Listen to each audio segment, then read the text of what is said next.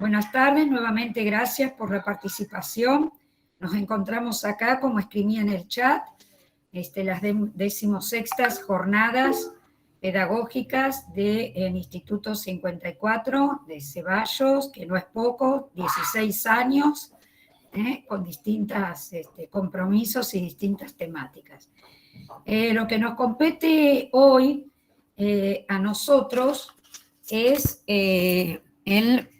la invitación que le hacíamos a las alumnas del nivel inicial y también de primaria.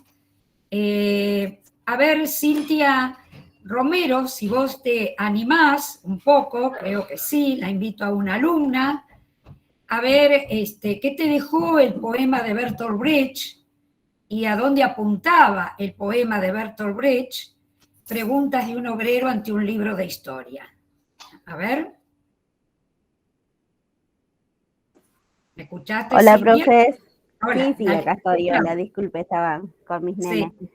Bueno, el poema de Bertolt Brecht que nosotros vimos, por lo menos a mí me dejó pensando, y yo lo tomé más del lado de la actualidad, porque, o sea, el poema habla, digamos, de épocas antes, donde se preguntaban dónde están los obreros. Y en ese tiempo esos obreros eran esclavos, no eran obreros reconocidos, digamos, sino que la gente los tomaban como esclavos para trabajar. Y bueno, yo lo vinculé más que nada con el tema, o sea, sigue habiendo eso de que los obreros trabajan por poco sueldo, la gente de arriba se llena los bolsillos y hay gente que pasa hambre.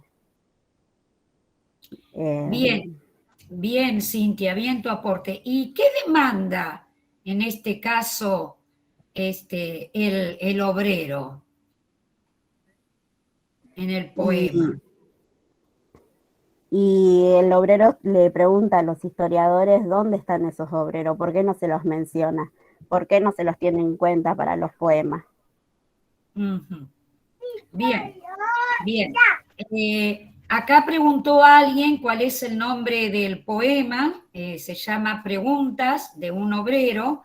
Lo pueden encontrar como ante un libro y en algunos casos también ante un libro de historia, que no es nada más y nada menos el autor, este dramaturgo, que introduce un nuevo modelo de teatro, Bertolt Brecht, un teatro donde él quiere que los espectadores tomen conciencia y un protagonismo, ¿no?, en la sociedad. Así que es un poema que moviliza.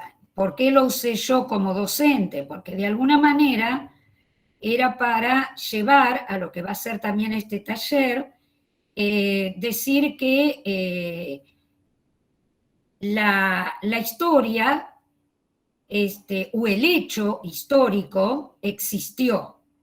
Uno habla de 1492, entre comillas, hoy y muy revisado, descubrimiento de América, pero vamos a quedarnos con un paradigma tradicional. El hecho existió. Ahora, ¿qué se dice sobre ese acontecimiento? Uy, bueno, ahí hay mucho para decir.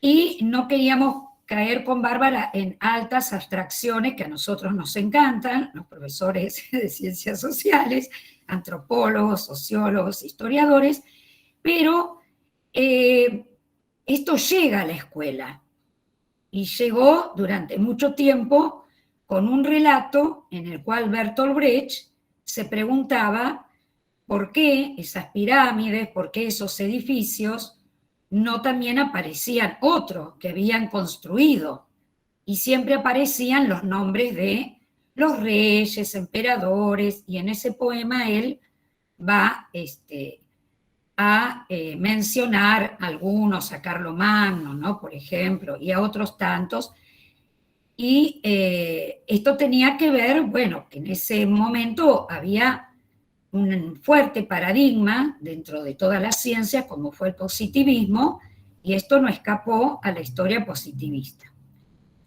Y se le daba protagonismo, sí, había una relación de poder. Entonces, con Bárbara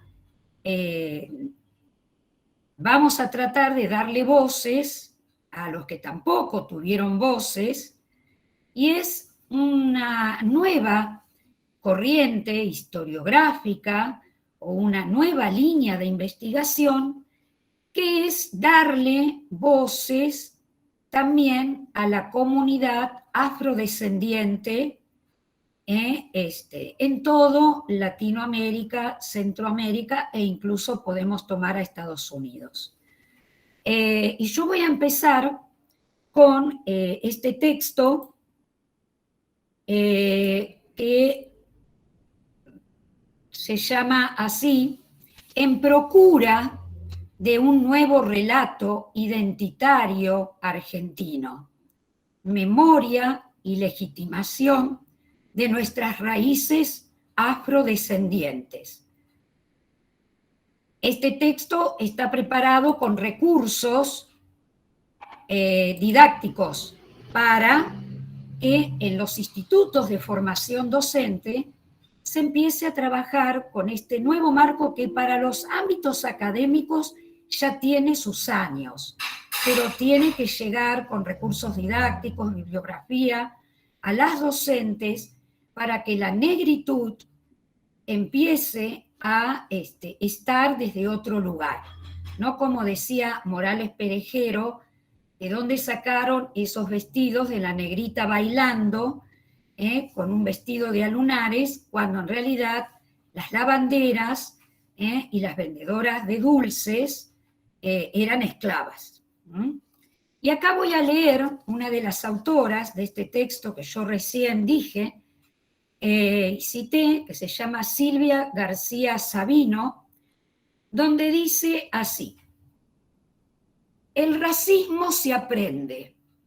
No nacemos racistas. Los niños, niñas, no son racistas. El racismo se aprende en la calle, en la escuela, en los textos, en la prensa, en la radio. Necesitamos trabajar con ustedes con un nuevo mensaje. Ustedes son las docentes, las futuras docentes, que nos ayuden en nuevas formas de comunicar nuestro mensaje. Bien, a partir de ahí me pareció como muy movilizador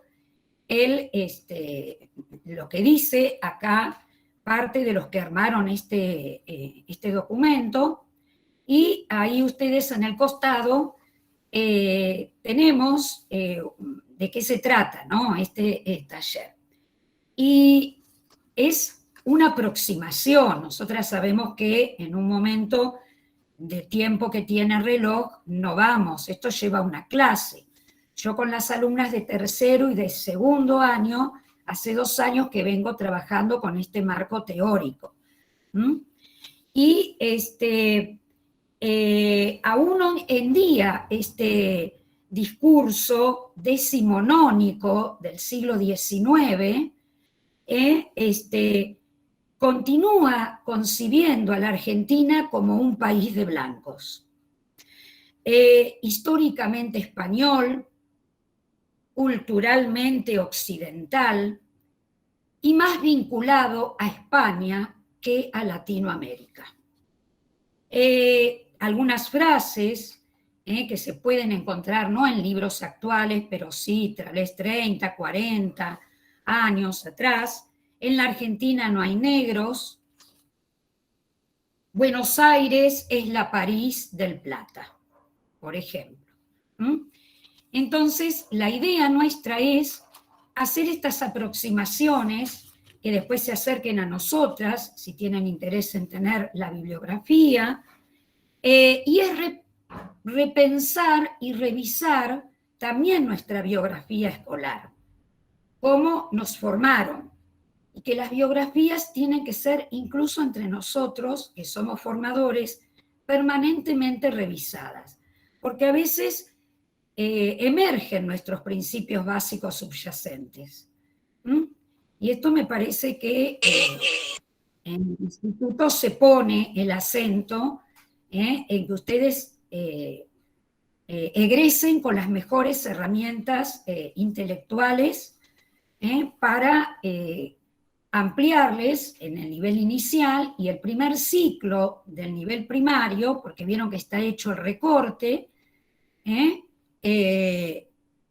para ampliarles justamente la mirada a los niños y que vayan rompiendo algunas miradas estereotipadas, ¿no?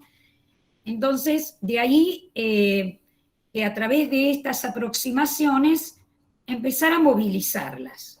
No sé si ahora le doy el tiempo a Bárbara. Gracias, Cristina. Van a escuchar que quizás suena la campana para ingresar, porque siguen pidiendo acceso, pero somos 101, así que no podemos acceder. Les puse a admitir, pero no entraba.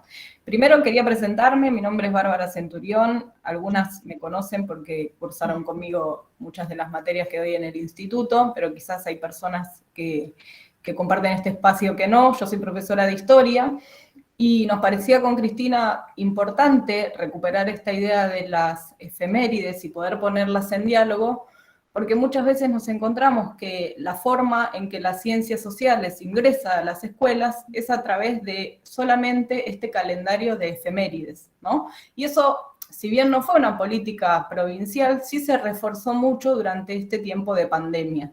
Nos encontrábamos con que lo que sucedía en el área de ciencias sociales era aquello que pasaba cuando tocaba el calendario de las efemérides. Entonces, creemos que ahí hay algo para seguir pensando, ¿no? Desde ahora hacia adelante, pensar qué parte del mundo que tenemos en común ingresa a la escuela a partir de estas efemérides que, como decía Cristina en su intervención, tienen un marco que genera un tipo de identidad, ¿no? Construye un nosotros con características particulares. Ella mencionaba recién la cuestión de las características europeizantes, la noción de lo blanco como una identidad propia de nuestro territorio. Yo quería invitarlas a pensar a partir de estas preguntas, como para poder organizar en primer lugar y mirar cuáles son esas efemérides, ¿no? ¿Qué tienen en común? ¿Sobre qué periodo histórico están hablando? Porque después entran en tensión con los diseños curriculares y ahí nos encontramos con grandes problemas, pero bueno, esos problemas los vamos a seguir trabajando.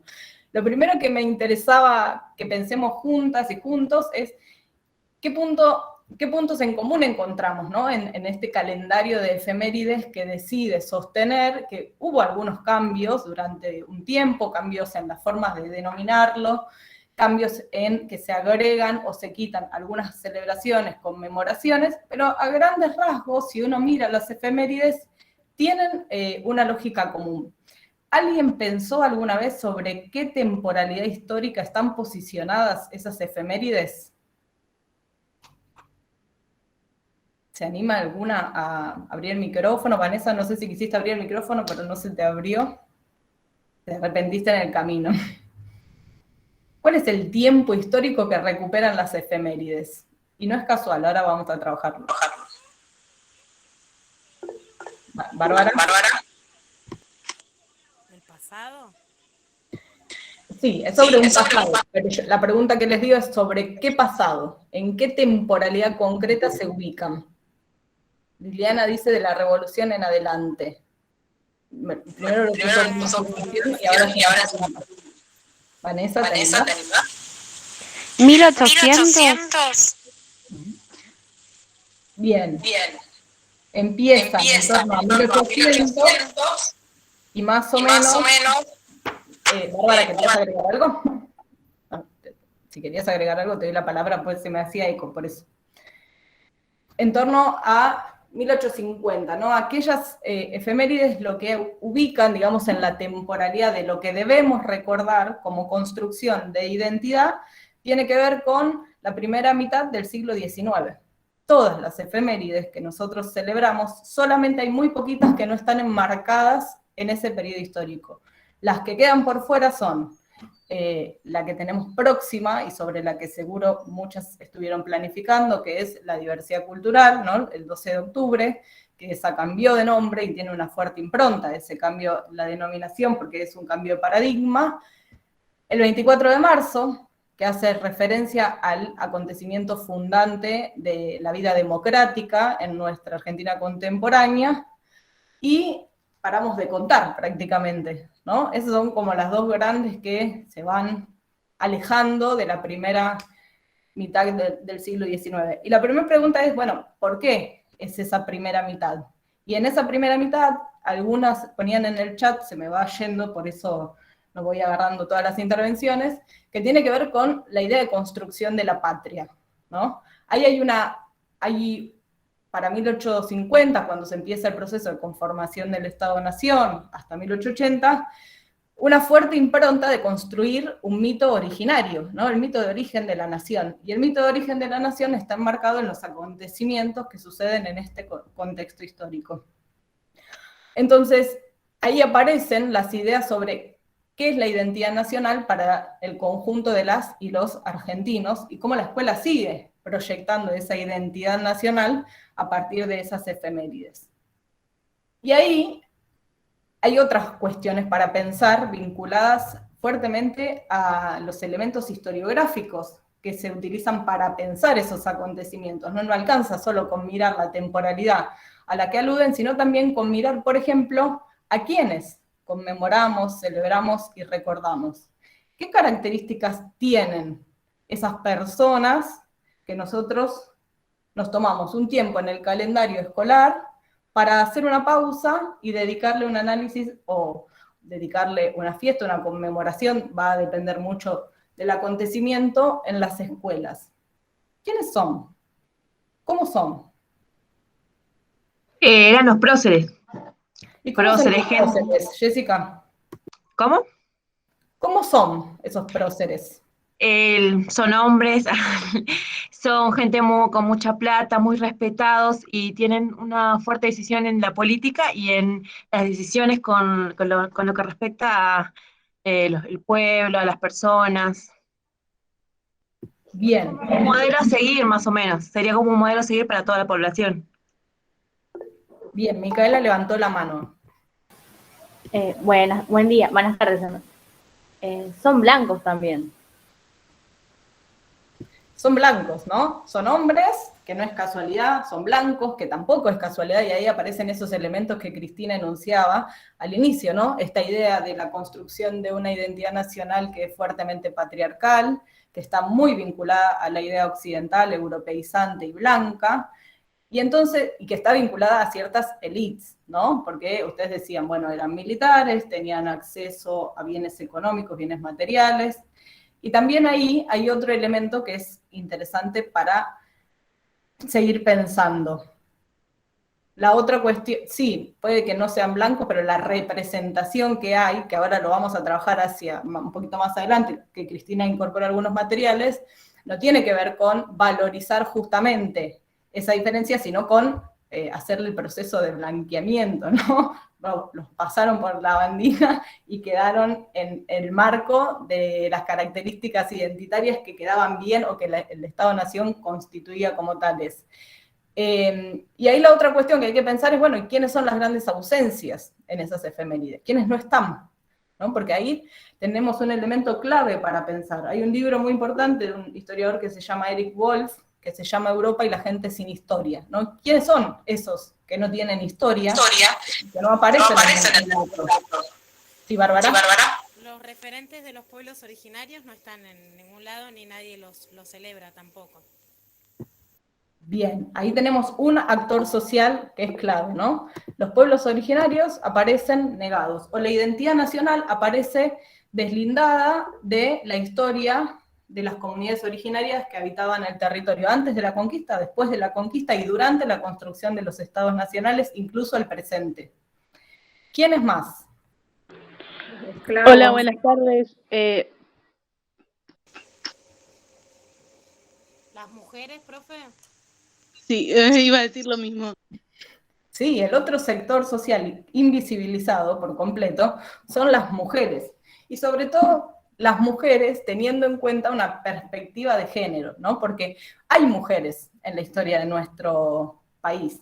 Hay mujeres que son parte de la élite, y hay mujeres que sirvieron para sostener justamente la imagen patriarcal que se sostenía a partir de estos grandes héroes, ¿no? Son esas mujeres que son serviles, que ayudan, que se comportan dentro de los parámetros que el patriarcado considera respetables. Ahora, no están esas otras mujeres, las que hicieron lo que se suponía que no estaba bien, que fueron a la guerra. De a poco las estamos recuperando, ¿no? De a poco volvieron a aparecer en la escena, y ahí hay un gran trabajo de volver sobre qué rol tienen las mujeres, no desde su propia biografía como sujetos aislados, sino a partir de cómo las ponemos en el entramado social, que son parte de ese entramado social, y que muchas veces no solamente fueron serviles, sino que también disruptivas, que estaban cuestionando ese orden de lo social y que proponían otras formas de femineidad.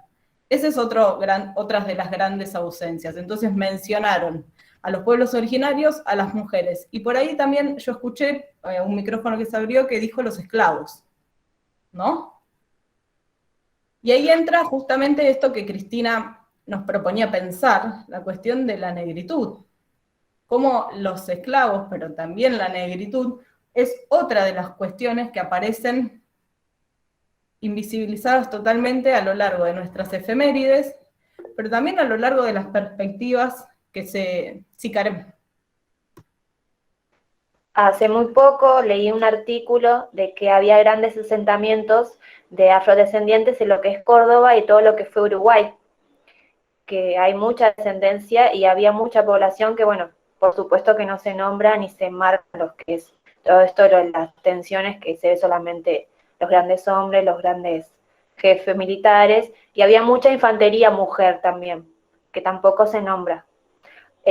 Juana Zurduy, que es de Perú, no es argentina, es una gran militar, que se disfrazaba de hombre.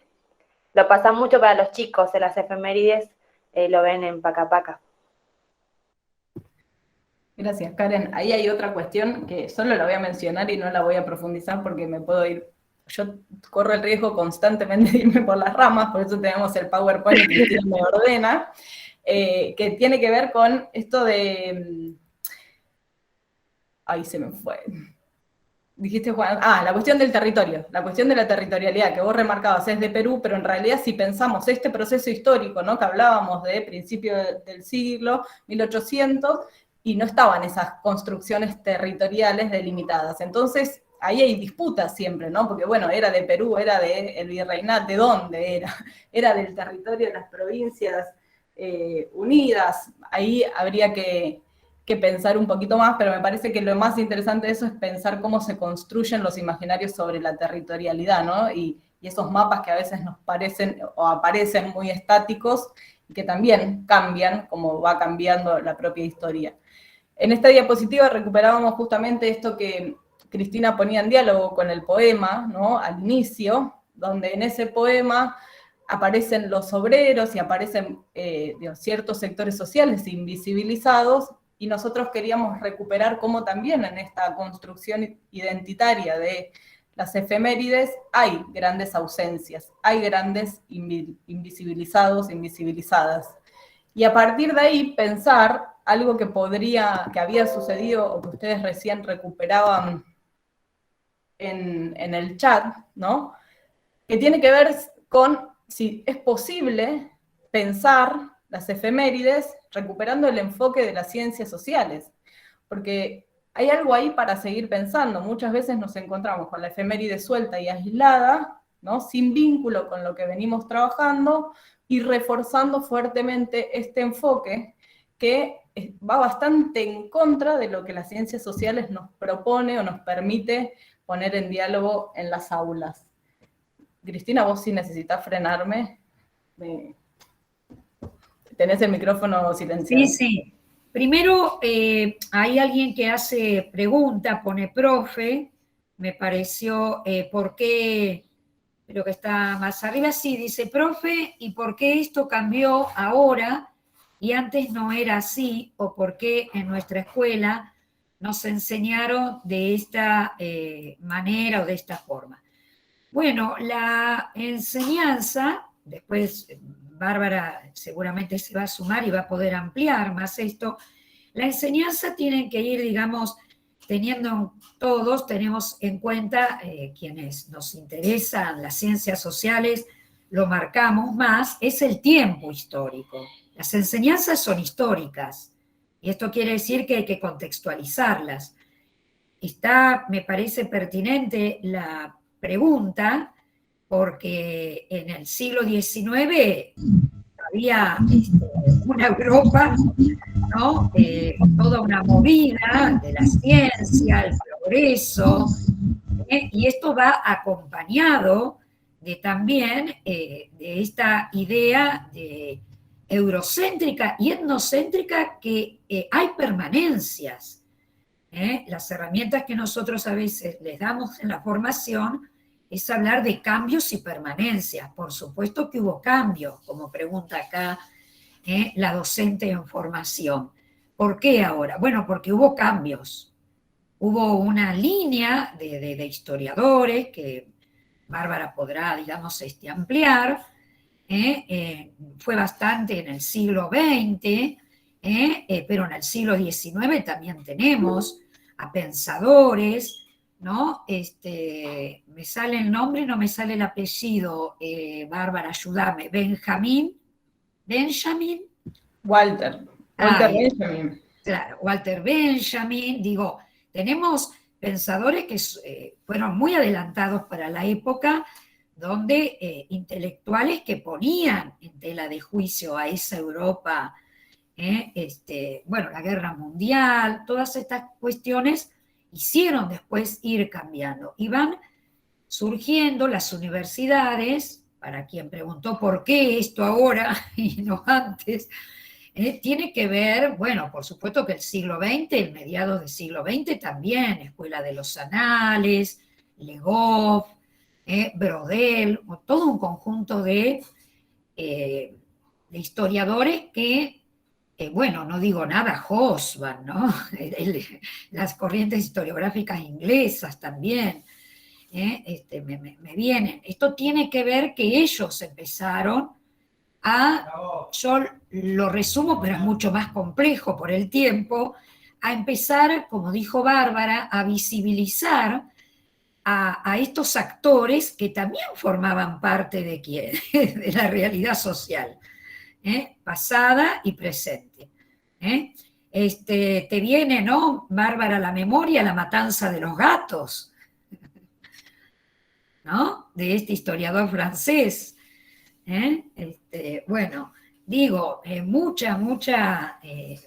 y esto lo importante también es que me parece que hubo también una movida interesante en la Argentina, empezó a entrar en los 80, los libros de historia comenzaron, yo hasta que me jubilé seguí dando clases en la escuela secundaria, nunca la dejé, y esos libros no eran,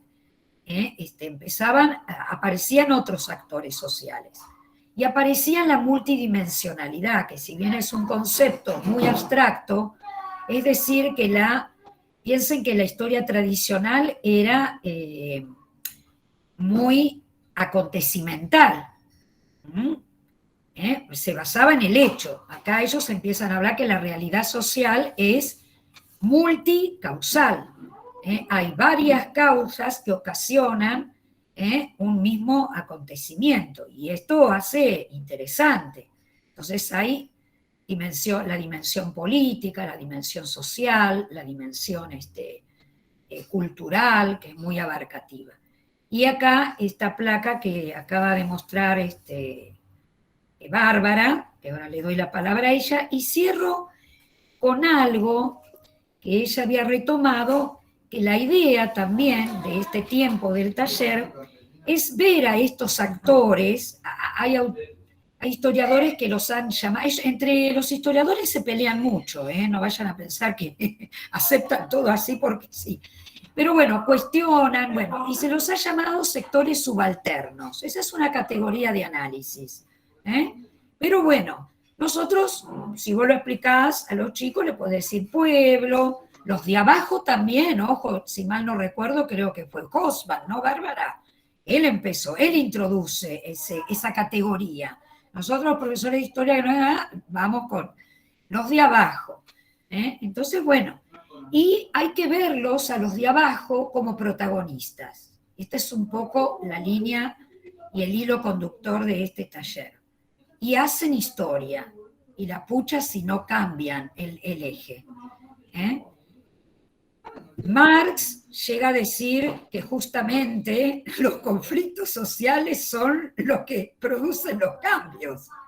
Así que sí, pero cuando a veces dice, bueno, yo respeto, digo, traigo algo muy de nuestra cotidianeidad.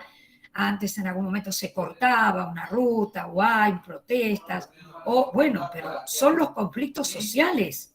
Si no, no hubiéramos quedado en el siglo XIX y no hubiéramos tenido salario y no hubiéramos tenido aguinaldo. Hay que pensar que las cosas que hoy tenemos como derecho no vinieron así de arriba, ¿no?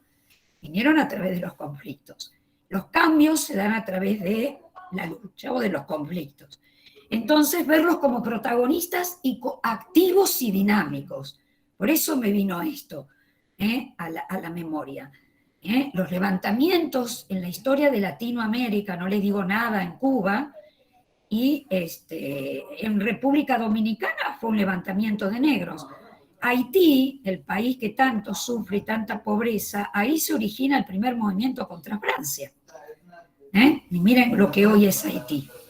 Así que y valorar y reconocer por el otro lado, no negar lo europeo, sino pensar y reconocer que somos descendientes de tres raíces, de la de los pueblos originarios, los afrodescendientes y los europeos, porque no es negar a los europeos, es un marco interpretativo que lo dijo Bárbara. Había quienes tenían en ese momento, era una élite, entonces bajaban la idea que tenían. Y que también, en el caso de los afrodescendientes, los que sus abuelos o bisabuelos o tatarabuelos fueron esclavos, ellos no decidieron migrar. A ellos se los cazaron como animales. Migraron involuntariamente a nuestro territorio en el periodo colonial. Y ahí le doy la palabra a Bárbara. Gracias, Cristina. Voy pensando como van muchas líneas, pero primero quiero recuperar algo que aparece en el chat, porque me parece que es sumamente importante pensar que los nuevos enfoques que se van construyendo al interior de las ciencias y los cambios que se van dando al interior de la historiografía, por lo menos, ¿no? Porque la historiografía es la que le da el marco teórico en algún punto a las efemérides, no impactan de forma directa ni en la sociedad, ni en la visión que tenemos de conjunto en nuestra identidad nacional, ni en las prácticas escolares. Y ahí no tiene que ver, porque aparece en el chat esta idea de quién es la culpa de que esto no haya cambiado. Yo creo que no tiene que ver con una culpa, ¿no? Hay que pensarlo, me parece, en la complejidad que implica, o digamos, el desafío que implican estos cambios, en varias cuestiones. En primer lugar, porque hay que conocer mucho, decía Rocío, ¿no? Para poder darse cuenta que uno no está cayendo como en los lugares comunes o en los tradicionales. Julieta creo que mencionaba lo mismo, ¿no? Esta idea de, bueno, estudiar, conocer en profundidad un proceso, poder entender el enfoque con la idea de que hay múltiples perspectivas o múltiples miradas. La historia se dedicó y se dio la tarea, la enorme tarea, desde el Estado, ¿no? La historia que construyó esta identidad nacional, de ponerse en un lugar de verdad absoluta, de ubicarse en un lugar de un relato objetivo, que era muy difícil poder desandar o poder creer que lo que allí estaba narrado, ¿no? Que iba bien en contra justo de lo que Cristina remarcaba, un relato armónico, donde el conflicto no aparece, ¿no? Donde son narraciones que están mucho más cercanas a una narración literaria que a una observación de las dinámicas del mundo social. Entonces tenemos construido ese imaginario, y no es nuestra culpa, tiene que ver con una intencionalidad de conformar identidad a partir de esas miradas. Y esas miradas llegaron a la escuela, porque la escuela tuvo la enorme tarea de homogeneizar durante sus inicios, y eso fue cambiando, Sin embargo, hay muchas cuestiones que perduran y que será nuestra tarea de a poco ir modificando, ¿no? Pero ahí aparecen también las propias biografías escolares y cómo se pone en juego lo que nosotros conocimos, en tensión con lo que conocemos en la formación docente, y cómo cuando lo tenemos que llevar a la práctica, aparece una ensalada.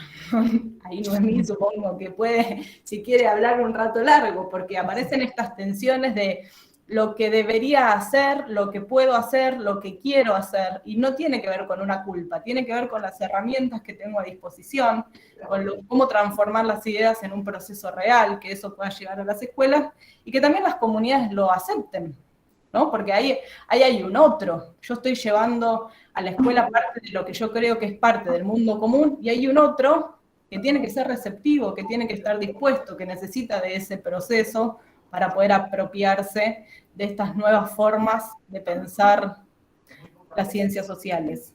Ahí poníamos esta diapositiva, ¿no? De pensar esta primera mitad del siglo XIX desde el enfoque del área, porque justamente poder pensar ese periodo histórico desde este enfoque nos permite repensar las efemérides.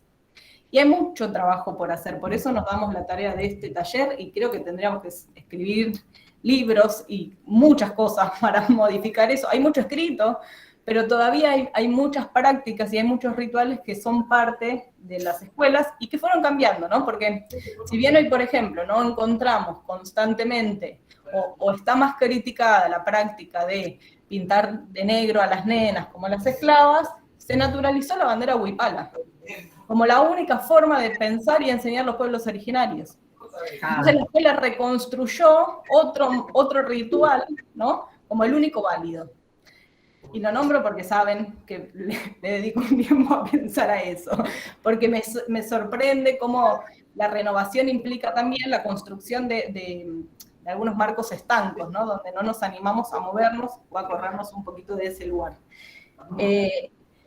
Creo que acá tenemos como un enorme desafío, ahora Catalina ya te doy la palabra, que tiene que ver con cómo recuperamos la historia de estos sectores sociales que fueron invisibilizados y que por esa invisibilización de la historia es difícil poder volver a otorgarles la voz, ¿no? Cuando Hobsbawm habla de la historia desde abajo, está diciendo, bueno, hay algo ahí que va a tener que ser recuperado, y él lo dice, bueno, la historia oral nos va a dar muchas herramientas. Ahora, el problema es, ¿cómo recuperamos la historia de estos sujetos que son parte de un pasado que ya no están vivos, y que la historia oral no puede ser la herramienta, pero necesitamos verlos en acción, ¿no? Si las fuentes estatales no dejaron registro de lo que hacían, bueno, ¿cuáles son las herramientas que tenemos a disposición para observar algunas cuestiones de la dinámica social de ese tiempo que nos permitan volver a poner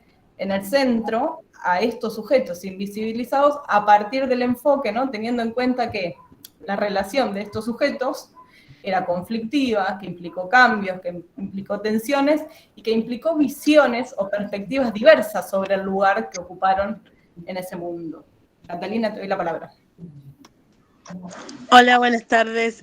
Sí, quería, se me vino algo acá porque cuando fui a votar, ¿no? En el colegio, lo único que dibujaron los chicos o que las maestras les hicieron que pinten, ¿no?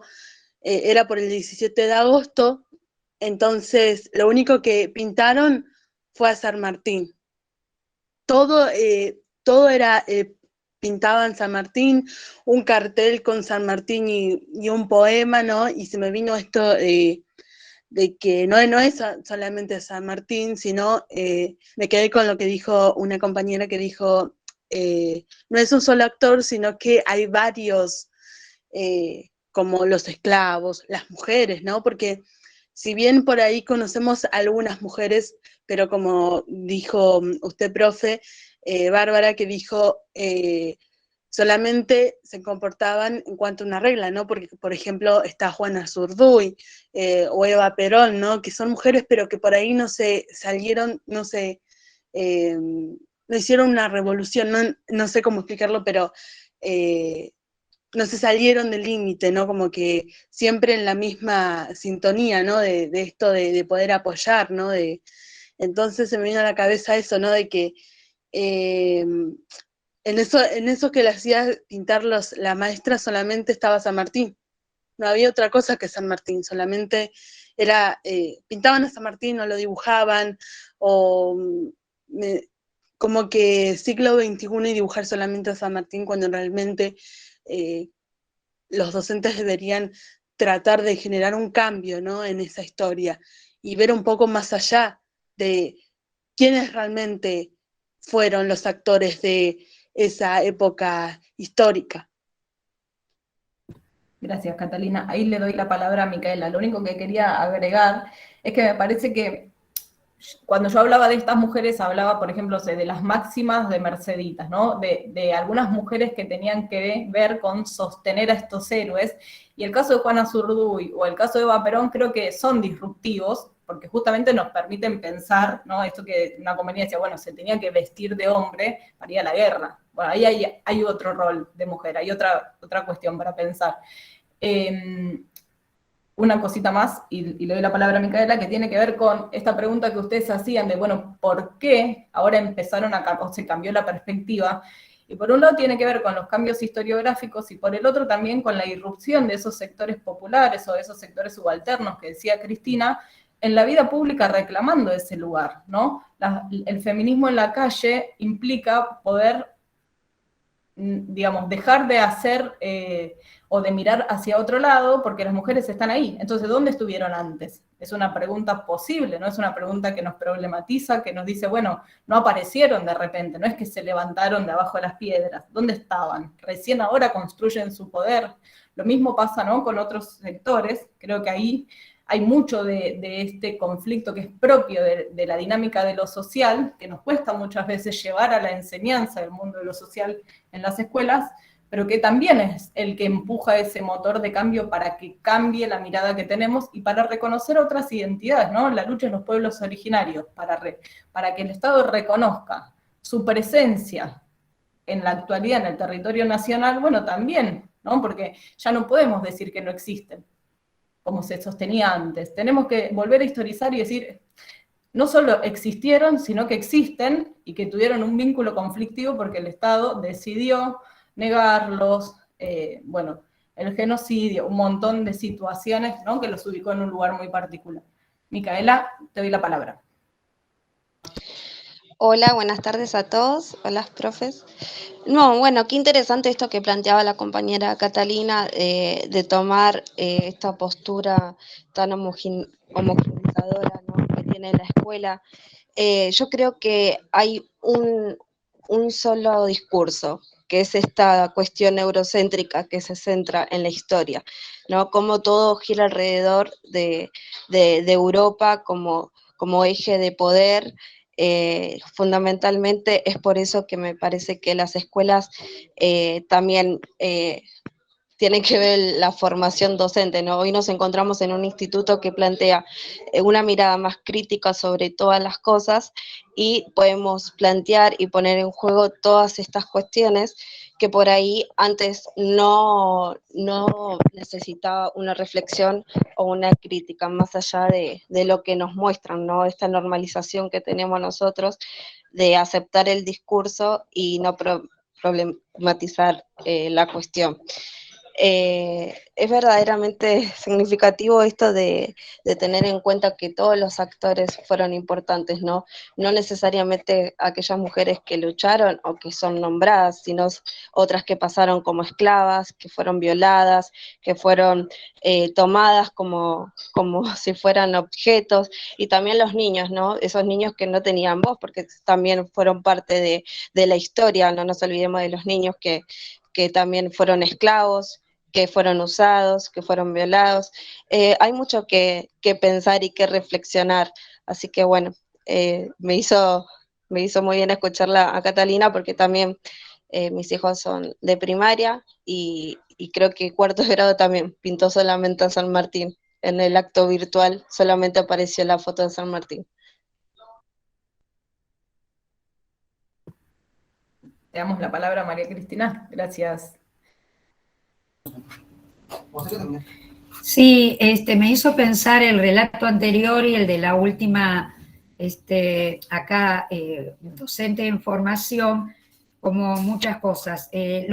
Voy a hablar de lo que me acordé ahora, el tema de los historiadores, que está presente todavía, esto sí no ha cambiado en la escuela, de pensar que, por ejemplo, esto también es, por lo menos me sale, digamos, mi gratitud y mi reconocimiento a los investigadores que hurgan en los archivos desde otros lugares. Eso me parece. A mí, uno de los profesores en la facultad, me acuerdo que me dijo, si vos te querés, porque yo insistía en trabajar con los sectores, podríamos decir, bajos, subalternos, y él me dijo, tenés que ir a judiciales, a los archivos judiciales. Las voces de ellos están en los pleitos que llevan a cabo. Tampoco hagamos una historia de que, así como que siempre fueron sometidos desde ya, que sí, no estoy diciendo que no, pero es increíble que él nos decía que demandaban más en la época colonial los sectores a veces subalternos o sectores bajos que capaz que hoy. Conocían como los vericuetos o los caminos para llegar.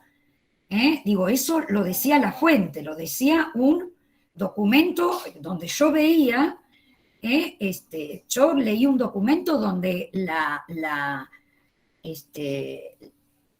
aborigen, la mujer aborigen, que se la acusaba de bruja y que era muy común en la época, ella no quiere que el defensor de pobres saliera, porque sabía que el defensor de pobres era español, y que no sé hasta qué punto. Entonces, eso es lo que él nos enseñaba, digamos, a leer. Y se defendía ella, y yo lo leía y me quedé enamorada de esa mujer.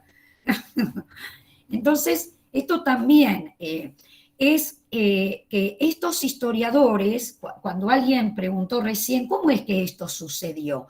Bueno, porque también sucedió que no iban a consultar los archivos oficiales, ¿se entiende? Y esto después, con una pasión, porque realmente sienten una pasión con lo que hacen, muchos de ellos, lo puedo nombrar, Raúl Franklin, han dirigido libros del secundario, y por eso también esto es muy importante que llegue a ustedes. También tiene que ver el texto, también ustedes van a trabajar para primaria, ¿no? No hay textos obligatorios, pero ahí subyace lo que está también planteando Bárbara, ¿no? En la diapositiva anterior estaba la contextualización. ¿De quiénes voy a hablar? ¿Cómo voy a hablar? ¿Qué voy a decir de quiénes voy a contar? El relato para los más chicos tiene que estar impregnado de que la docente que lo va a explicar, ella previamente se sentó a prepararlo. Y ahí sí, con su relato va a atrapar. Desde los más chiquitos, porque también a veces se piensa que van a entender los chicos de quinto o de segundo ciclo del primario. Me atrevo a hablar del segundo ciclo porque yo también estuve en un momento en el instituto en primario, ¿no? Entonces, no, desde el primer ciclo, siempre hay que tener en cuenta el destinatario, la franja etaria, pero el relato tiene que ser complejo, y ahí andamiar. Así que Raúl Franklin, por ejemplo, otra cosa que hay que romper, porque esos son los datos que nos han dado ellos, también se piensa que el dueño de un ser humano, que era los que compraban a estos esclavos, les daban de comer, y no era así. Cuando nosotros vemos imágenes de las lavanderas, de Hipólito Bacle, por ejemplo, o vemos hay una negra sentada con una mesita pequeña y vendiendo dulces que los hacían muy ricos, y por supuesto que en las fiestas y en las tertulias, cuando ustedes trabajan, se les daban esos dulces a la élite, porque los reconocían que cocinaban muy bien. Pero ellos tenían que salir a venderlos porque ellos se tenían que pagar la comida. Y esto en un texto que yo acercaba a las alumnas en primaria se les salía esto, que tenían, cómo vendían y tenían que pagarse eran objetos, eran tomados como objetos. Entonces, las lavanderas, aparte de lavarle la ropa a las señoras y a las mujeres de donde ellas eran esclavas, también tenían que salir y ofrecían lavar a otras familias, porque ahí sí cobraban, y de esta manera ellas podían alimentarse. Esto también se tiene, digamos. Ahí hay que tener buscar esa bibliografía para andamiar y explicar esto que tiene su complejidad, hacerles entendible a los más pequeños y a los no tan pequeños esta complejidad. Así que digo porque me activan ustedes cuando van haciendo sus intervenciones. Vieron que ustedes anteriormente había una fotografía de una negra. Bueno, acá puedo hablar. Este es un marco teórico. El Grupo Córdoba, Ruta del Esclavo, hace unos cuantos años que se vienen haciendo estos encuentros. Yo participé en Capital Federal, uno de los primeros, me acuerdo que era en el Museo de Bellas Artes, había sido el encuentro. Venían de varios países, no solamente había presentación de trabajos de Argentina. Y este Grupo Córdoba, Ruta del Esclavo, se hizo en la Universidad Nacional de Córdoba. Que alguien mencionó los negros de Córdoba, y sí, la comunidad, hay muchos afrodescendientes.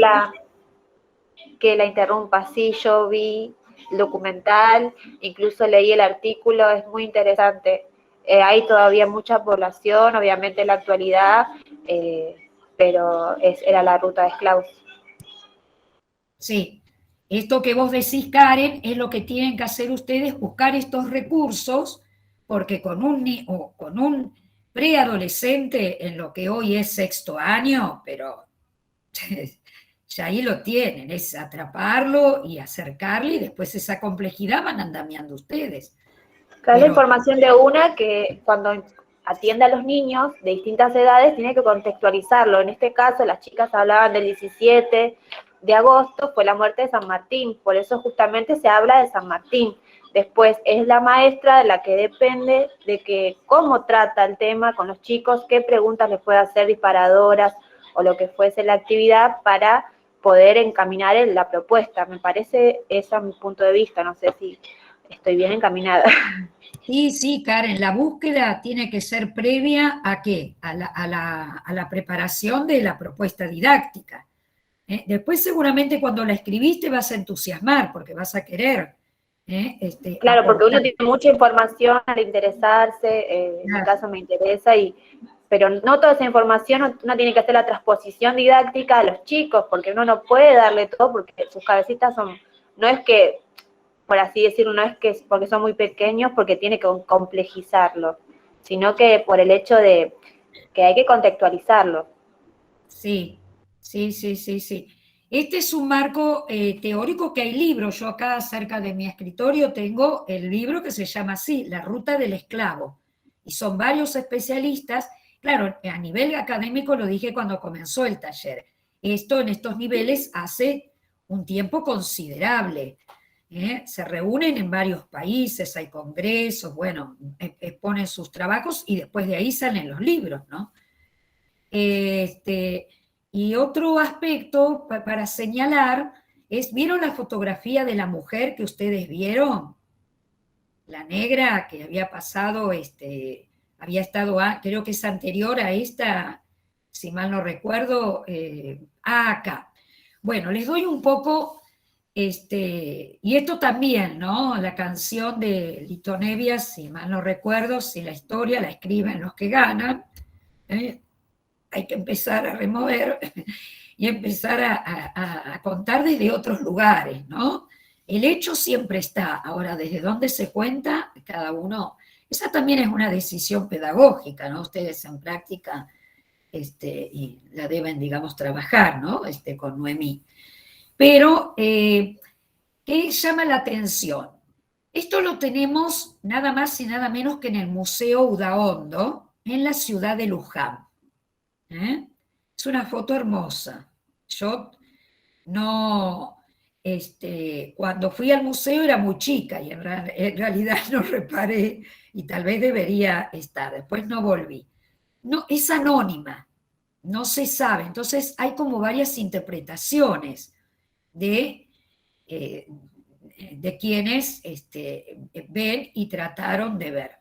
Algunos llegan a elucubrar, especialistas, en que debe haber sido una persona querida por la familia. Vuelvo a decir que es una interpretación, no hay, porque no hay nada escrito, ¿no? El epígrafe a veces podría darnos más, tirarnos algunas líneas, pero esta mujer está, digamos, ahí sentada. Y la tenemos relativamente cerca, no es una fotografía la epígrafe hubiera ayudado.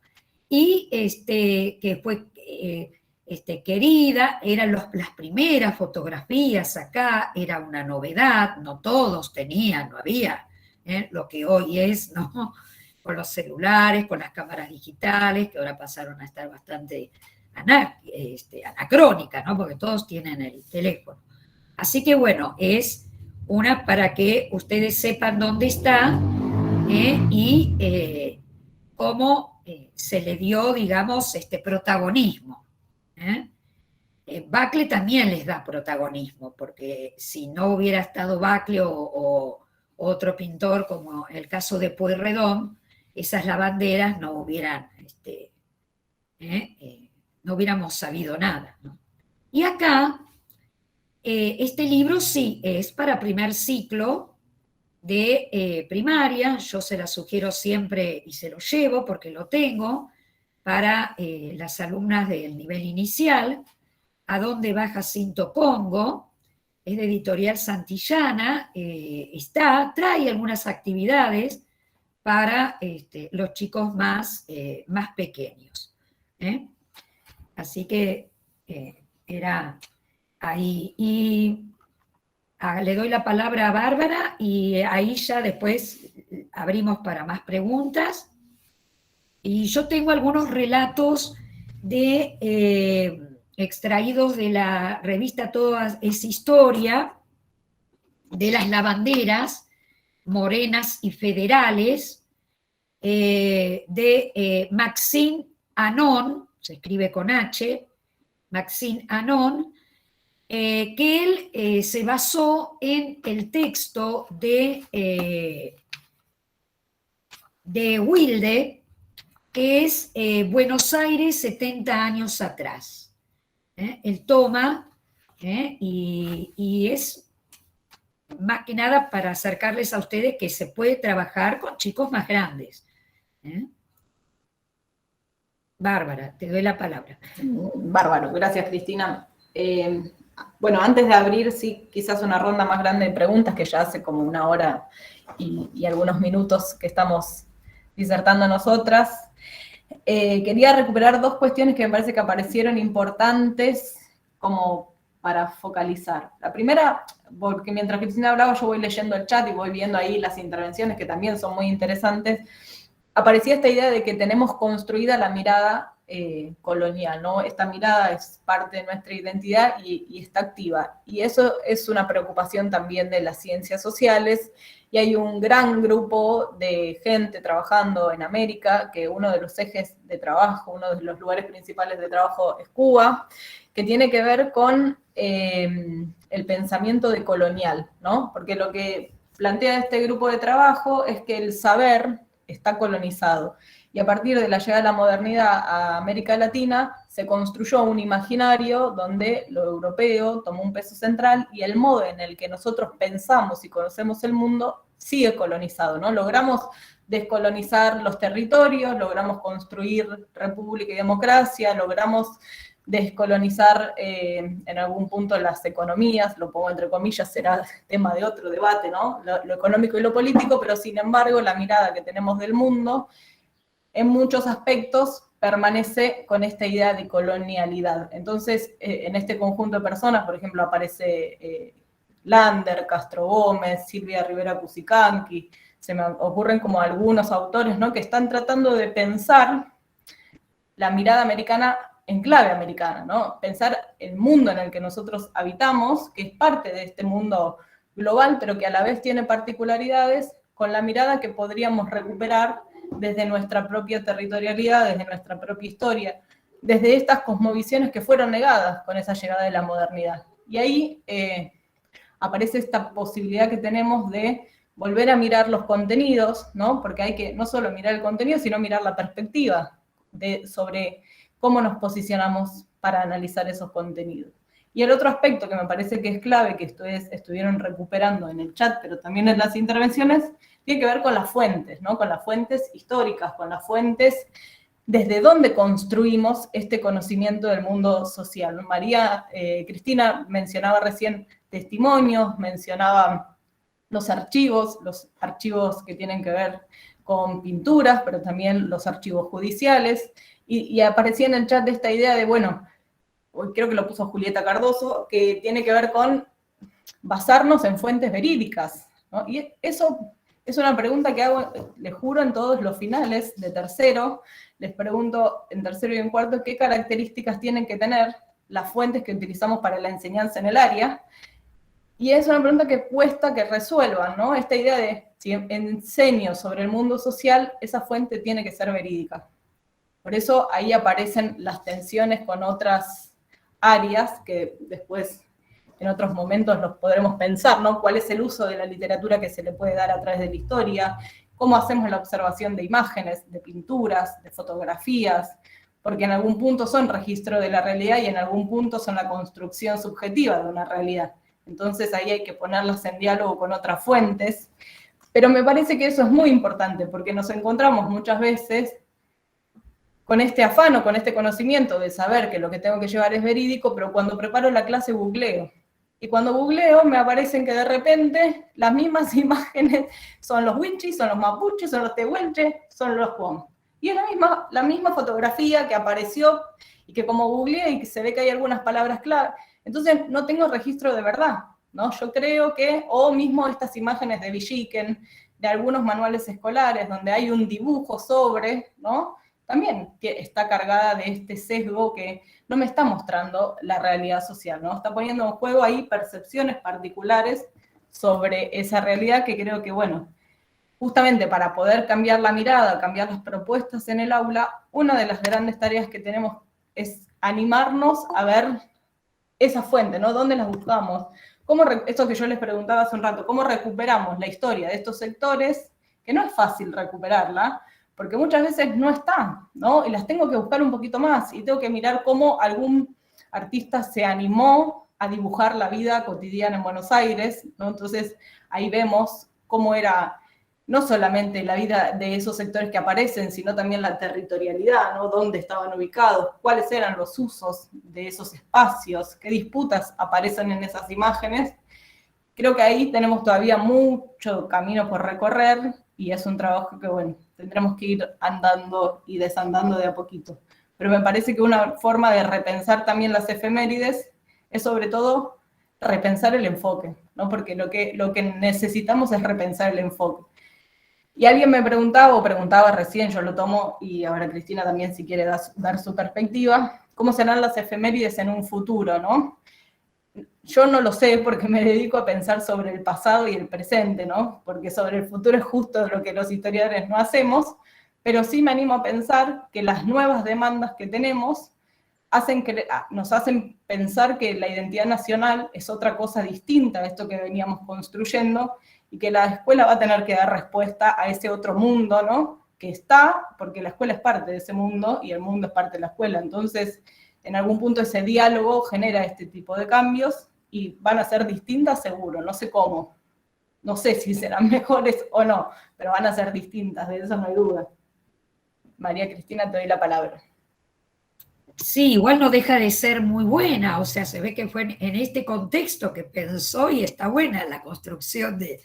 El único dato, no sé si es un dato, que no es menor, ustedes no sé si se acuerdan, bueno, yo participé mucho de los festejos del Bicentenario, los 200 años me la pasé desde ese viernes que inaugura Fito Páez con los jóvenes, ¿no? Esos encuentros, no sé quién cierra ese martes 25 de mayo, ¿no? Primero los 200 años de 1810, y después, en el 2016, si bien era el Bicentenario, hubo festejos, pero fueron, digamos, distintos.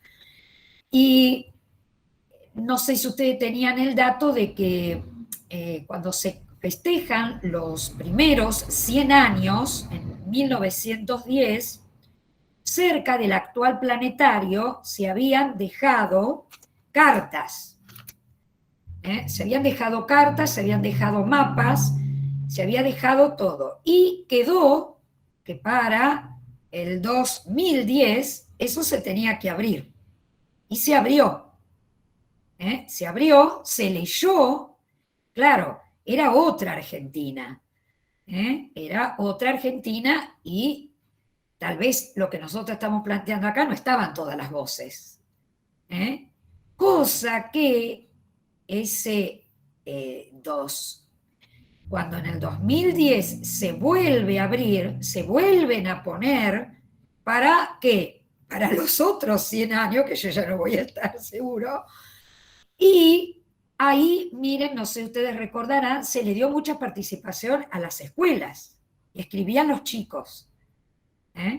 Así que esto va un poco, le estamos dejando algo, me lo hizo pensar la docente en formación que dijo, bueno, ¿cómo serán bueno, ahí hay una fuente primaria, como recién hablaba Bárbara, ¿no? La voz yo no estuve en ese momento, se podía acercar cualquier público y vos ibas y acercaba lo que querías dejar. La otra, bueno, sacaron relojes, sacaron objetos, así que bueno, vaya a saber qué va a pasar, ¿no? Dentro de cuando se hagan los 300 años.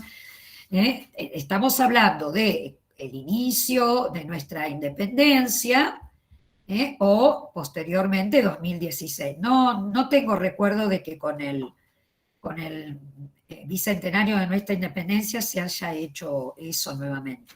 Pero bueno, es algo. Bueno, esto es Hipólito Bacle. Acá las tienen, a las lavanderas. Acá ustedes, donde hoy está el fuerte, acá estaba el fuerte, dije, perdón, hice un anacronismo, hoy no, donde estaba el fuerte, hoy aproximadamente está cerca la Casa de Gobierno. Piensen, también miren el paisaje, el contexto espacial, ¿no? Están cuando uno contextualiza en tiempo, actores sociales y el dónde. Hasta la actualidad lo único que queda de Buenos Aires tenía barrancas, y esto era una barranca, miren, pequeña y se tenía que bajar. No les digo nada cuando crecía el río, llegaba hasta lo que hoy es el actual Cabildo y un poco más, porque el río, una sudestada también, hay que también pensar y leer en esto. Bueno, acá ellas apoyaban y lavaban, yo por el tiempo, si no la idea era que ustedes pudieran jugar con esto. Piensen cómo les preguntaría, qué preguntas les harían a los chicos. Por eso dice el fuerte y las lavanderas. Y voy matizando un poco a estas mujeres que sufrían mucho frío, imagínense, no eran los calores de hoy. Acá también, esta es la Recoba. La Recoba no está, hubiera estado bárbara, porque muchos países de Latinoamérica la tienen. Colombia la tiene, Venezuela también tiene algo que le queda, o ese fuerte, el fuerte, muchos en Latinoamérica están los fuertes, y acá no. tal vez con esa idea europeizante se tiró, pero hermoso. Bueno, acá ven a uno de los actores que hoy hablamos y le dimos voces. ¿Lo ven ustedes? Ahí cerca, acá hay un negro. Y ahora yo me adelanto por el tiempo, esto a veces el docente lo tiene que hacer. Miren el tamaño del pez, que no es poco para un ojo observador de los niños. Yo ahora lo digo por el tiempo, pero era el río. Eso es lo que rompe Raúl Franklin.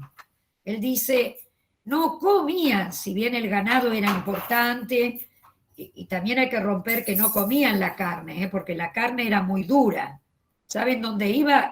Se la exportaba y se la daban a los esclavos de Brasil. Brasil compraba mucho carne en ese momento, así que a los esclavos no le iban a dar la mejor carne. Era una carne dura, no estaba la cruza. Entonces, este historiador marca de que la dieta alimenticia de esta población estaba mucho en el río. Y acá Bacle, que hoy las imágenes están tomadas como fuentes históricas, también nos dan información, ahí da la información. Fíjense también los vendedores. Bueno, acá para trabajar con los alumnos hay mucho. Y leo algo de lo que se dice acá de las banderas por Maxime Anon. Y él, voy a tomar algunos relatos de cómo habla de Wilde. Dice, en 1880, José Antonio Wilde las recuerda fuertes, trabajando el rayo del sol y soportando como si nada los más crueles inviernos, tomándose cada tanto un matecito junto a un fogón. Cuenta que usaban una especie de garrote con el que apaleaban la ropa. Fíjense que ustedes acá, trabajando con imágenes y con esta fuente, a chicos de sexto año o grado se les puede leer tranquilamente. Para no fregar tanto, aunque este método solía romperse la tela y saltaban los botones. Allí en la playa cantaban alegremente, cada una a uso de su nación. Claro, porque un dato que se me perdió es de qué regiones venían de África. Eran senegalesas y senegaleses. No es casual que siguen viniendo senegaleses. Los que hoy vimos, porque ahí hay una permanencia, venden billutería, venden relojes que a veces compramos. Bien, vienen de Sierra Leona. Todo es la costa del Atlántico. Y vienen de lo que era de Cabo Verdeanos. ¿Saben cuál es una de las regiones, lugares? Nosotros lo tenemos muy cerca, es en el sur. Una comunidad, yo vi la presentación hace unos años de un trabajo que se hizo ahí, a propósito, en el que le llaman el Doque, ¿no? El Doc Sur, porque hay muchos afrodescendientes y muchos vivieron en la isla Maciel. Ahí tenemos otra permanencia. Cuenta que usaban una especie de garrote, lo conté. Allí en la playa cantaban alegremente, cada una a uso de su nación, hay que ver de dónde venían de África, y solían juntarse 8 o 10 formando un círculo y hacían las grotescas figuras de sus bailes, especie de entreacto en sus penosas tareas. Bueno, y ahí por supuesto que hay más, se los dejo para que ustedes lo investiguen, busquen y sigan. Gracias. Gracias, Cristina. Capaz podemos hacer algunas preguntas, si quieren, antes de cerrar. Si quieren algunas preguntas en concreto, alguna intervención. Catalina. Sí, no, yo quería saber la bibliografía que había dicho María Cristina, que investiguemos. Sí, la revista es Todo es Historia, ¿no? El que dirigía el fallecido, digamos, el director era Félix Luna. Ahora, las lavanderas, morenas y federales, lo escribe, ahora lo voy a escribir en el chat, es el primer capítulo. Yo sé, miren que toda esa historia, yo a veces googleo, busco y sale en las revistas por internet. Si yo te voy a ayudar un poco más y te voy a dar el número de la revista, porque con el número es de marzo del 2005 y el número es 452. Igual ahora lo voy a anotar. Muchas gracias.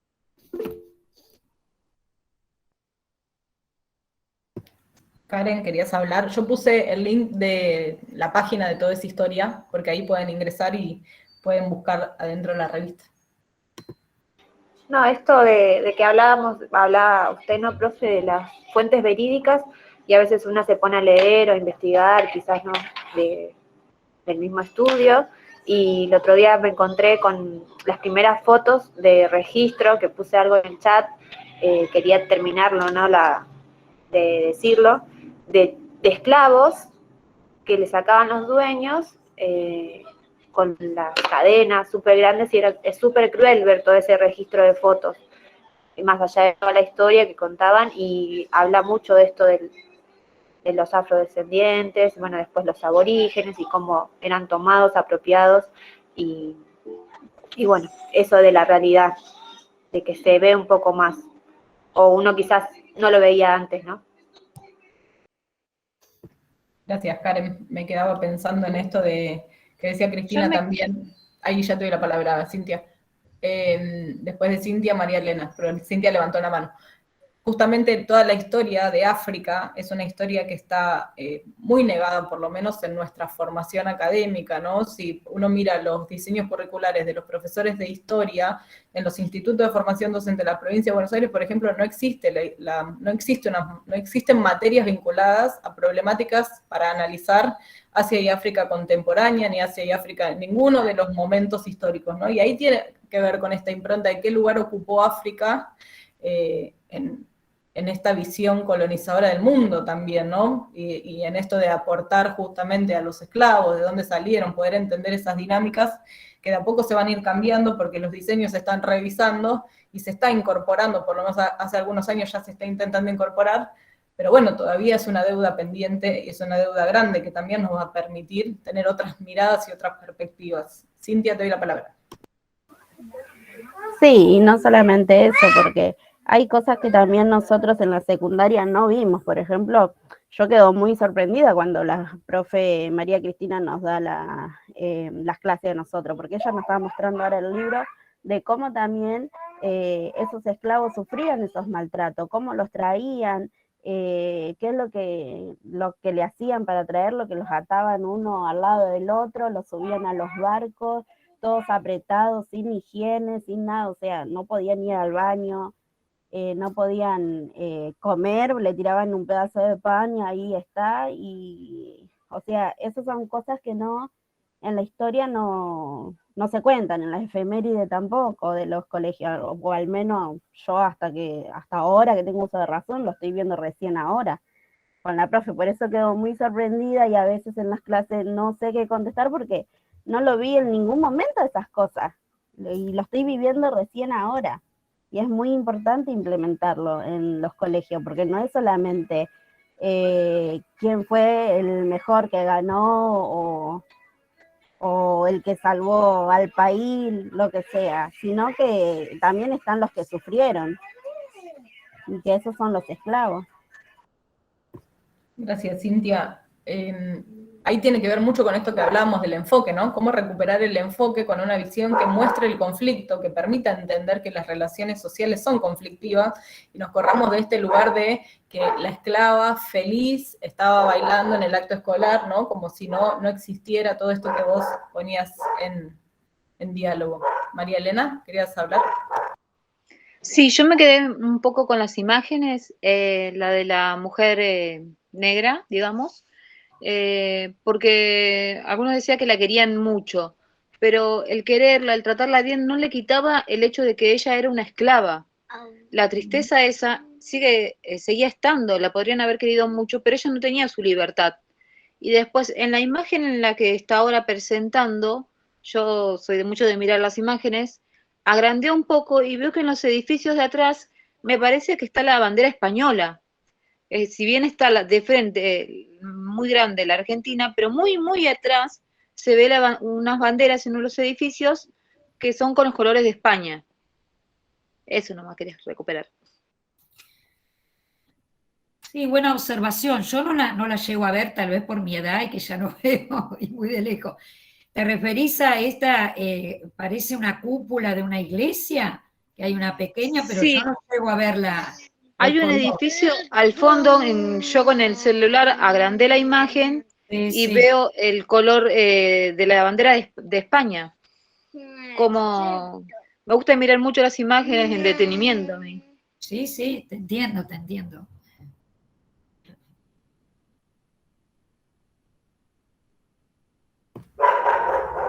No sé si alguien más quería introducir alguna reflexión, algún comentario, alguna pregunta.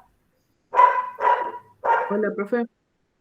Hola, Elizabeth. Sí, yo quería también comentar el hecho de que es como importante recalcar en la historia, como vienen mencionando todas las compañeras, el tema de la negritud y también compartir, como dice Cintia, con la clase que nos da la profe y con la que usted también nos da por el hecho de que, como menciona Silvio Rodríguez, a José Hernández, creo que son las otras biografías que nos dio, que nos llevan hablan, tienen un lenguaje medio complicado, pero a la vez llevan a pensar un montón de otras cosas. Y en pequeñas palabras, en pequeñas frases nos llevan a dar cuenta como todo sigue como monopolizado, porque uno trata de romper esos esquemas, esos estereotipos, pero sin embargo siempre queremos parecer o ser igual a, y ahí se sigue la misma vuelta. Eso lo vimos con el profesor de Mundo Contemporáneo, también como que siempre queremos parecer a algo,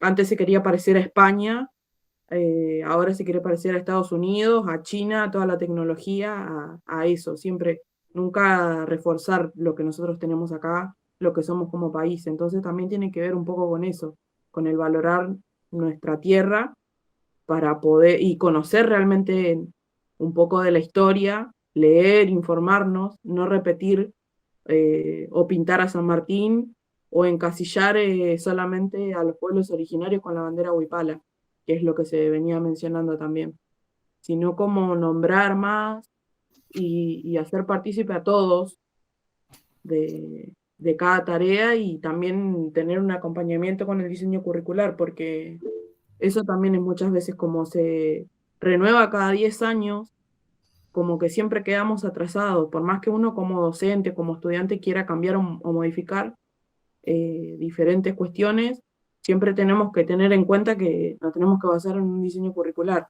Entonces ahí es donde también quedamos atrasados y todo el sistema educativo se atrasa y siempre va a haber como desencuentros. Ahora le doy la palabra a Micaela y a Julieta que levantaron la mano. Voy pasando las imágenes porque María Cristina hizo una selección súper interesante y para que aunque sea que no las podamos poner todas en diálogo, que las podamos observar.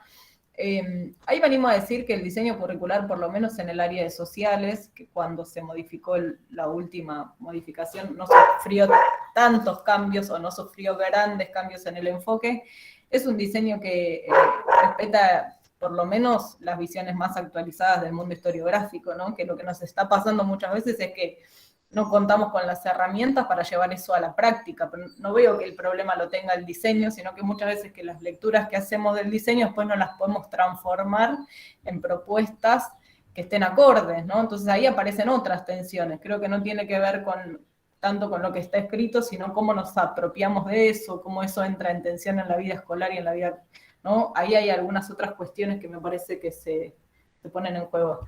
Noemí, te veo ganas de hablar, no sé si soy yo que tengo ganas de que hables o... No, es muy interesante todo lo que se está hablando hasta ahora, la verdad que agradecerles a Cristina y a vos, Bárbara, haber armado esta charla.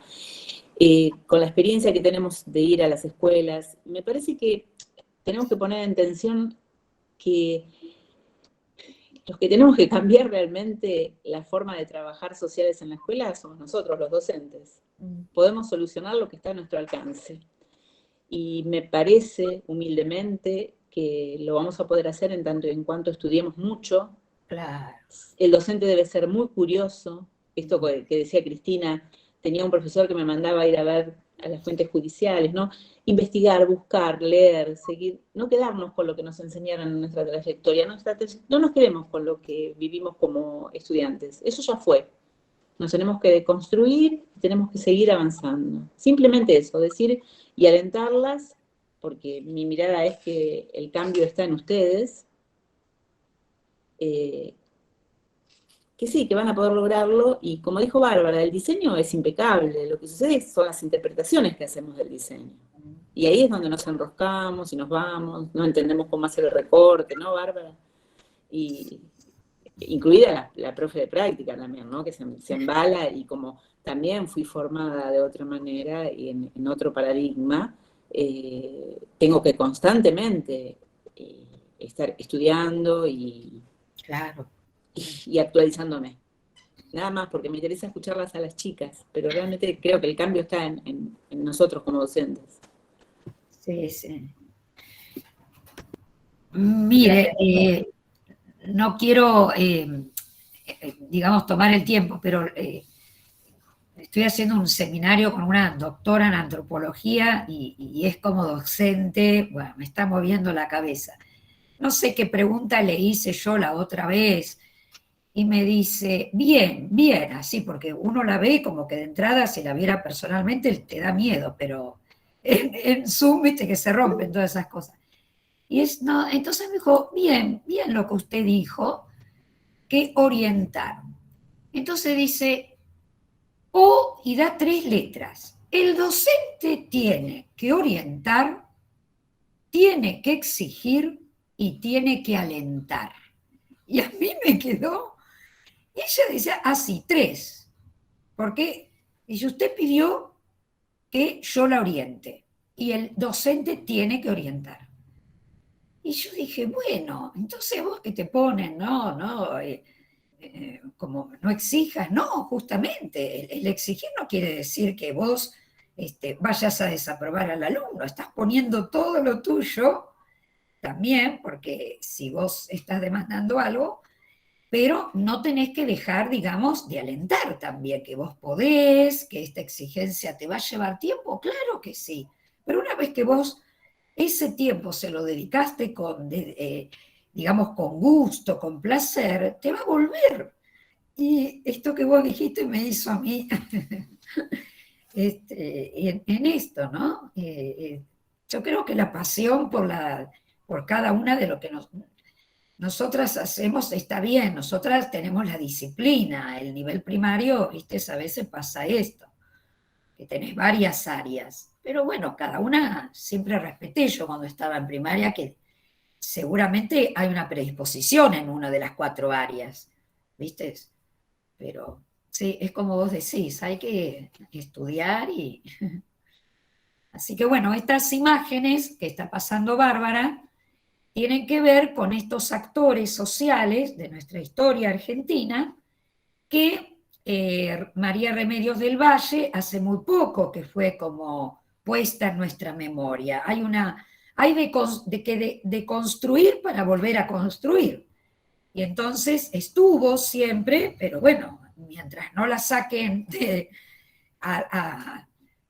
y se desempolve y todo, y se empieza a hablar, o alguien que descubra como algún archivo, o bueno, acá está pensada, esta editorial Chirimbote, ustedes seguramente la deben conocer, no deja de tener una escritura interesante, es una escritura compleja, pero está muy preparada ¿para qué?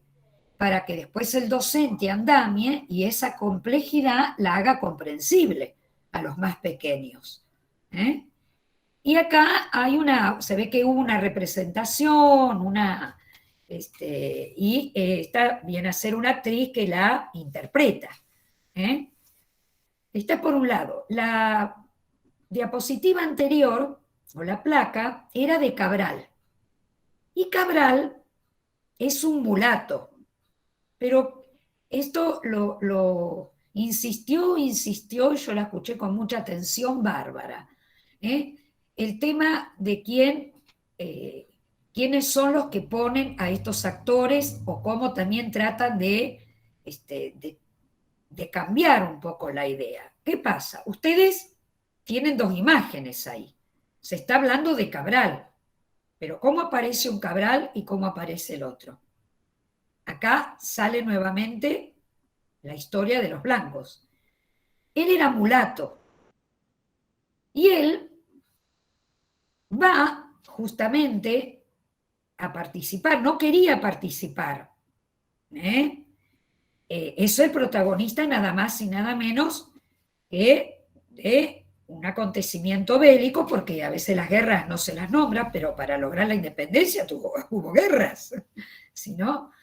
Y en la batalla de San Lorenzo. Y el protagonista es él, porque se habla mucho de él. Bien,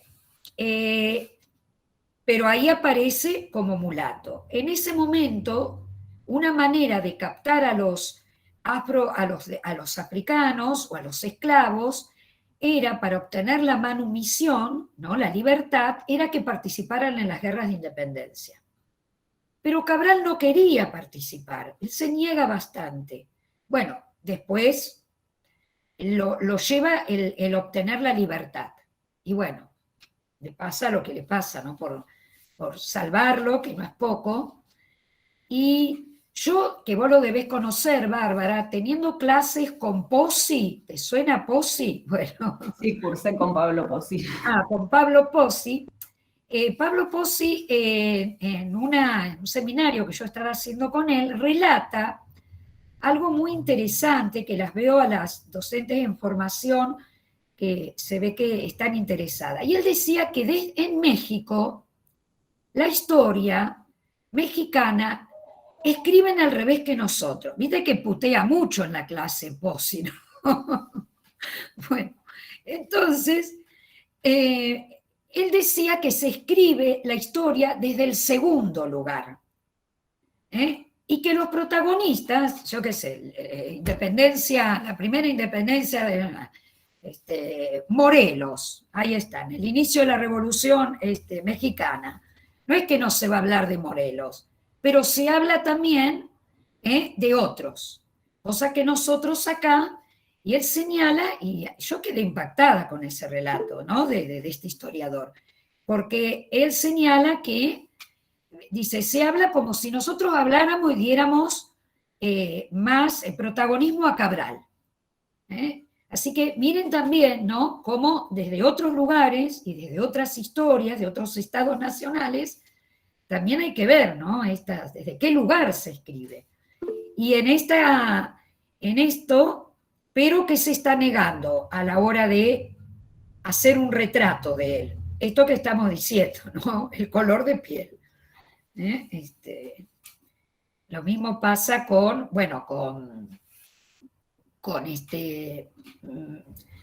recién en María Remedios del Valle, hace muy poco que se está hablando. Diríamos que sorprende. Y el último es el que Bárbara dijo, bueno, acá también nosotros le tenemos, bueno, acá lo tenemos nada más y nada menos un intelectual de la Revolución de Mayo, muy crítico y con una formación sobre todo, ¿no?, intelectual para el momento. No me sale ahora en qué universidad, me parece que en Chuquisaca, pero dudo, Sí, Bárbara, estoy bien, ahí se forma. También Castelli, Castelli se forma en la Universidad de Chuquisaca. Bueno, este es Monteagudo, Bernardo de Monteagudo. Pasa lo mismo que con Cabral. Acá viene, ¿qué ven ustedes en las imágenes? ¿Cómo las ven? Uno es blanco y el otro es moreno. Claro. Bueno, él era moreno. Hasta el pelo lo tiene más lacio acá, parecería. Hay mucha polémica, mucha. Todavía también tienen que aprender de no cerrar y ser tajantes a la hora de contar o relatar.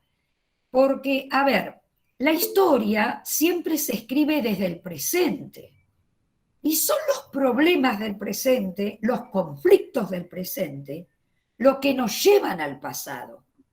Entonces, no es una ciencia cerrada, para nada, es como toda ciencia. Lo que pasa es que fue el positivismo, tomando esto de hacer una historia cronológica. Claro, el hecho está, nadie está negando el 1492, pero ¿qué se dice hoy de 1492?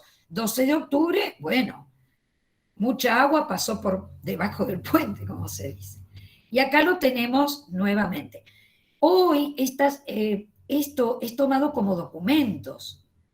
Entonces ahí pueden armar interesantes debates. Porque a mí los chicos me preguntaban siempre, los chicos en el secundario donde yo trabajé, que había mucha movida, los profesores, y entonces un día en la cara me acuerdo, me pregunta, bueno, me dice, ¿pero usted al final qué es? Así, porque era, ¿usted es rosista o antirrosista? Porque el año pasado lo tuvimos a Pedro, y Pedro es rosista.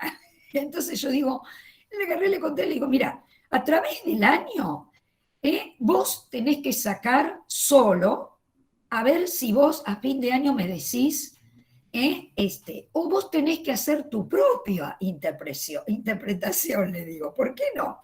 Digo, está bueno esto que vos te digas, no es poco, le decía yo, lo que estás diciendo en el aula, porque salió de él participar y preguntarme.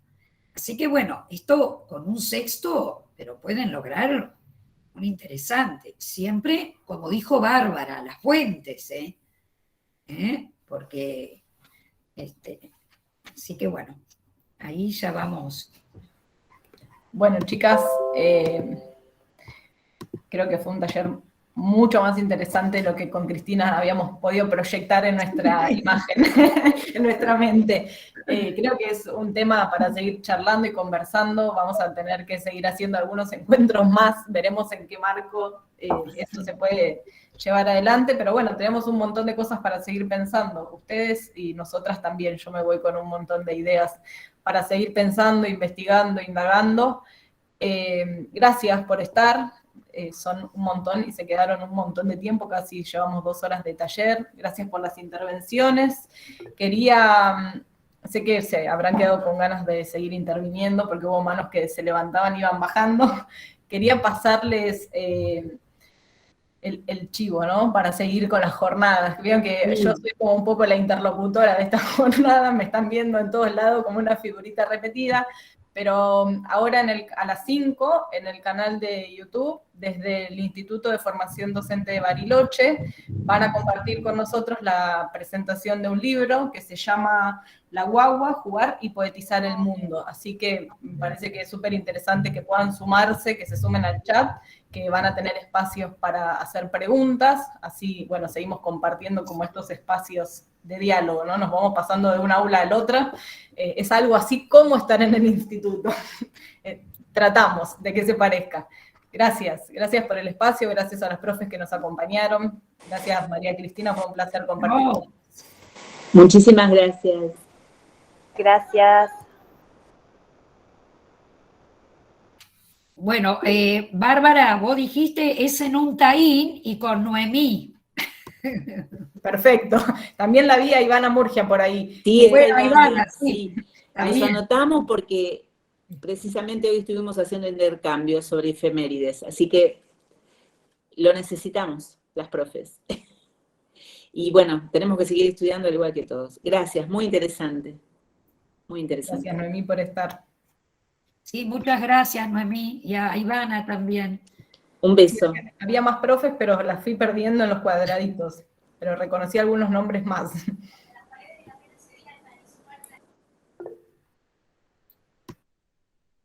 Ahí está Vivi. Ahí está Claudia también. Ahí me fueron apareciendo. Yo las había visto. Gracias, Claudia, por estar. Bueno, sí, yo estoy copiando lo del chat, Bárbara, así que también. Porque con Igual lo ahora del- cuando baja la grabación, baja el chat también. Baja un archivo donde quedan todas las preguntas y las intervenciones. Ahí yo te bien. lo comparto. Así Bien, lo pueden bien, tener bien, ahí. bien. Un placer escucharlas, ¿eh? Muy Gracias, interesante. Claudia. Y cómo me pareció genial cómo se engancharon las estudiantes. Sí, muchísima participación. Gracias, gracias. Buenísimo, nos vemos, nos seguimos viendo. Chao, Gracias, buenas Bárbara, tardes. ¿eh? Chau, chau. Chau, Cristina, gracias. Gracias también a vos.